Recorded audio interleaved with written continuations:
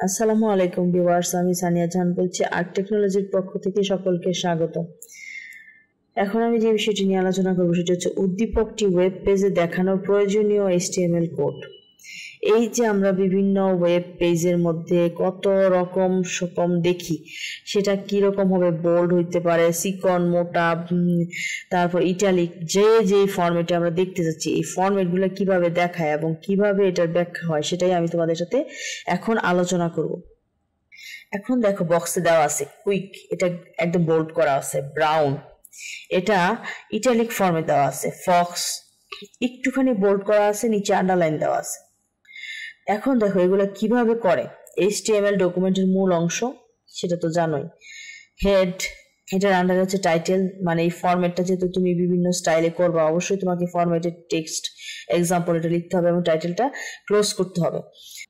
এখন দেখো বি দিয়ে বোল্ড, যেহেতু কুইক, তাহলে বি দিয়ে যেহেতু আমরা শুরু করছি, ট্যাগটা অবশ্যই /বি দিয়ে সেই ট্যাগটা ক্লোজ করতে হবে।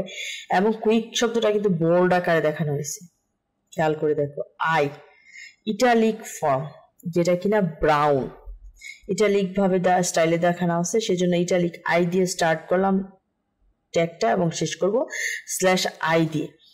আচ্ছা, ইউ আন্ডারলাইন, ফক্সের নিচে দেখো একটা আন্ডারলাইন দেওয়া আছে। এখন আমরা ইউ দিয়ে সেই আন্ডারলাইনটা নির্ধারণ করলাম এবং এই ট্যাগটাও যদি ক্লোজ করতে চাই /u ইউজ করতে হবে। ফক্স শব্দটি আন্ডারলাইন করা হয়েছে।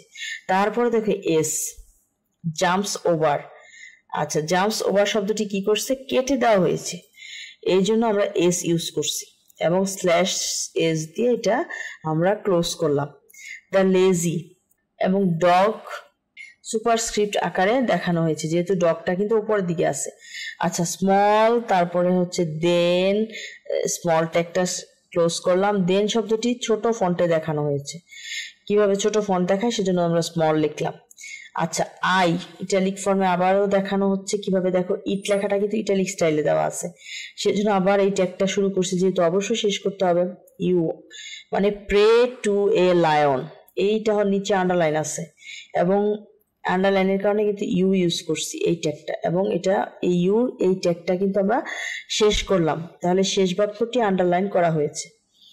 আশা করি আমাদের এই যে ব্যাখ্যা দিলাম, এই যে কিভাবে আমাদের এই ওয়েব পেজের ডিজাইনগুলো করা হয়, এর ভিতরে কিভাবে কোড ইউজ করলে এইভাবে আমাদের সামনে প্রদর্শিত হয়, সেগুলো সম্পর্কে তোমাদের ধারণা হবে। আমাদের চ্যানেলটি যদি তোমাদের ভালো লেগে থাকে অবশ্যই লাইক, কমেন্ট, সাবস্ক্রাইব করে আমাদের সাথেই থাকবে। ধন্যবাদ সবাইকে।